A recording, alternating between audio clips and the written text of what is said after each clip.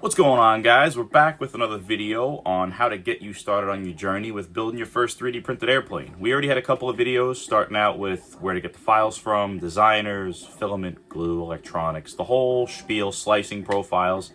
Today we're going to get started with the actual meat and potatoes. We're going to get started with assembly. We're going to show you how I use the glue that I use, little techniques like roughing up the surface, make a huge difference with the adherence of the glue, and yeah, so let's get to it. I'm going to jump right into this with the first step being cleaning up these parts. Now you're going to see, let me just get this on there.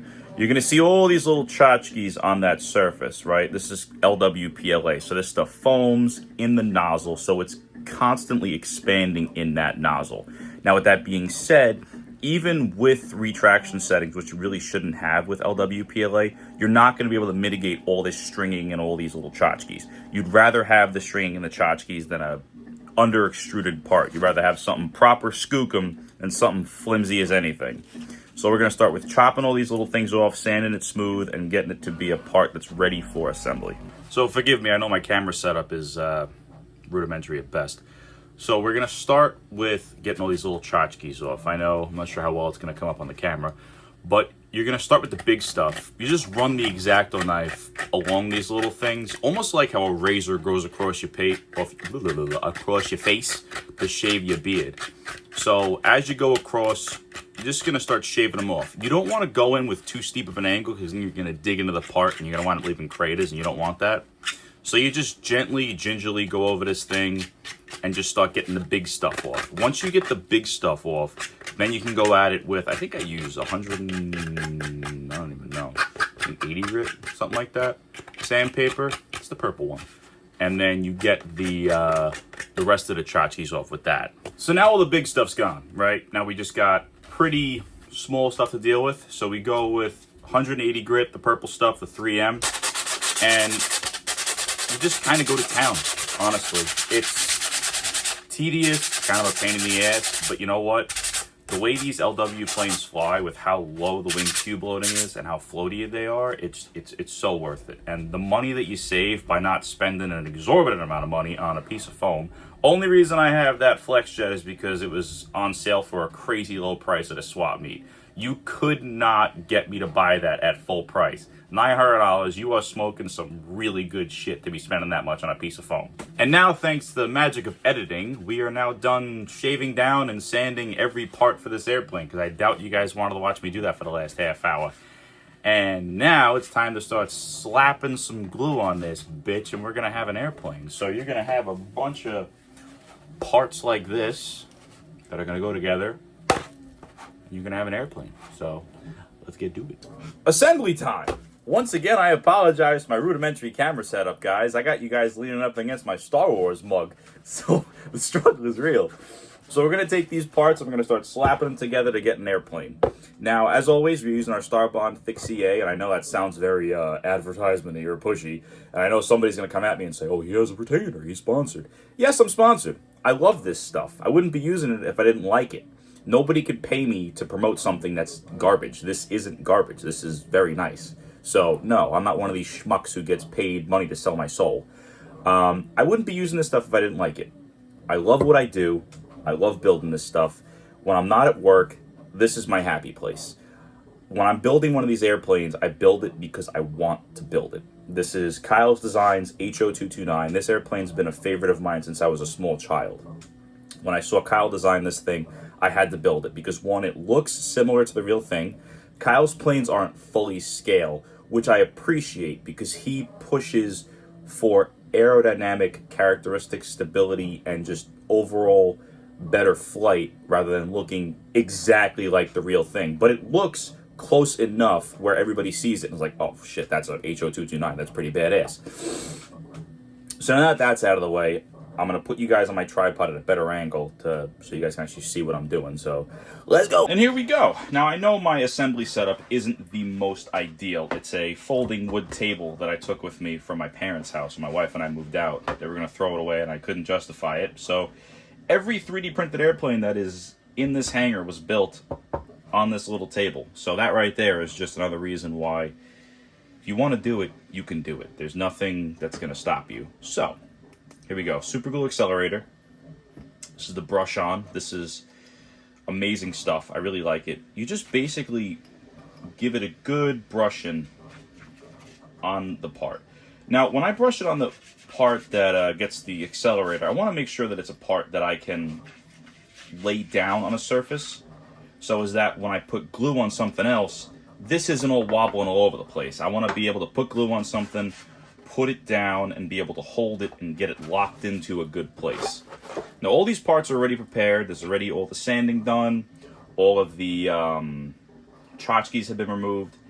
And when I apply the glue, I prioritize getting it close to the perimeter, because with these 3D printed airplanes, the entire part is structural, but even the skin is structural. And I like to make sure that the perimeter is prioritized so as that it doesn't peel off from the middle, because, I mean, typically the infill is adhered pretty good, but when I was printing with the grid, there really wasn't a lot of oomph on the middle.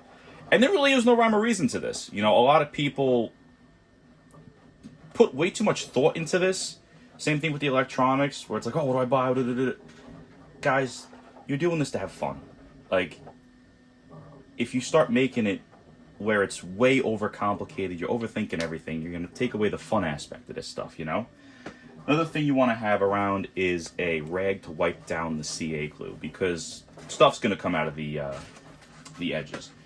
So usually I use a paper towel, but my wife and I have these microfibers laying around that are just, we use them for cleaning typically, but when they get all shungad, I just use them for in here because there's really not much else we can use them for. So there you go. You line it up, push down, try to squeeze the glue on there the best you can. Make sure everything's lined up. Wipe out all the little goobers that came out, and yeah, and there you have it.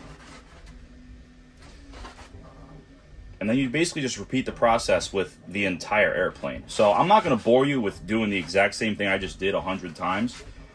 So that's basically that, guys. And then we're going to come back. Next time you see this thing, it's going to be a full-ass airplane. So, yeah. So now, guys, once again, thanks to the magic of editing, we have our major parts assembled. We have the right wing, massive, the left wing, and at least the last time I built it, I don't know what Kyle intends, I leave this front nose cone, where the heck is it, off the fuselage, because the two ESCs squeeze in there, and it's a pretty tight fit. I find it to be a lot easier to get in there without having to worry about this being in the way. So now that we got the main components together, we're going to slap all this stuff together and get started wiring and getting all the electronics installed. So yeah. And we're back on my Star Wars mug, and I totally forgot to record the electronics install, the paint, and the hinging of everything. So I apologize. So what we used was two 60 amp ESCs, I think RC Hobby, 4-channel Spectrum receiver, two 6-gram AGF RC 9-gram servos, two 50mm X-Flight EDFs, and a 2200 milliamp 4S Ovenic pack. Now for paint. Oh, I got a lot of questions about paint in the past, and I always just kind of brushed them off because I figured it's paint. You know, you just grab paint and you put it on an airplane. It shouldn't be that crazy of a question. Learned the hard way the other day that that's actually false. I bought this Home Depot brand paint, and it was the worst spray paint that I've ever used. So definitely don't buy that. But for the Horton, and for a lot of other planes actually, for that matter, what I've used, just regular brush-on acrylic paint. This is Craft Smart. It's from Michael's, like any hobby store. It's really nothing to go writing home about, but it works really well, and it's cheap. Watercolor, easy to come off. You don't have to worry about it on your fingers. You take a shower, it's off. But that being said, the Horton's done. It's all wired up. Everything was all squared away. I did a custom vertical stabilizer. The files come with a printable vertical stab, but with certain things, I'm a purist. It's a flying wing. I wanted it to look more like a flying wing when it was in the air, so I wanted to not be able to see the vertical stab. So, without further ado, we have the Horton. It's all painted up in a camo scheme, fully acrylic, brown and green, gray, orange, and yellow paint. There you can see the clear vertical stab right on the back. Actually red and what is that? Turquoise, cyan, whatever color that is. But yeah, there are the EDFs. The battery hatch is a pretty simple mechanism. Kyle designed this awesome mechanism where you just pull this latch forward, comes off. Everything's kind of crammed in there. This is a pretty tight battery bay. I will say this is one of the tighter battery bays I've had on an RC airplane. But I will say, I already crashed one of these, but it was fully my fault. I threw it like a goober, and it crashed. This is the second one. I can say without exaggeration, this is the floatiest airplane that I've ever flown. You can kill the throttle and just glide this thing all the way across. I mean, my flying field's got to be at least a quarter mile. It'll do 2 passes of that flying field, no problem, with 0 power. So do with that what you will. It's also super stable. The washout on the wingtips is bananas. That offers a lot of stability also, as per technical terms with Tom, Triple T. But yeah, guys, so you're going to see more videos of this on the channel. I'm definitely going to fly it. And that is that. Any questions, which I'm sure there were going to be. Forgive me for not including everything in the video because, you know, ADHD hyperfocus things. So that's that. That's the Built Fast Horton. And yeah, stay tuned for future builds.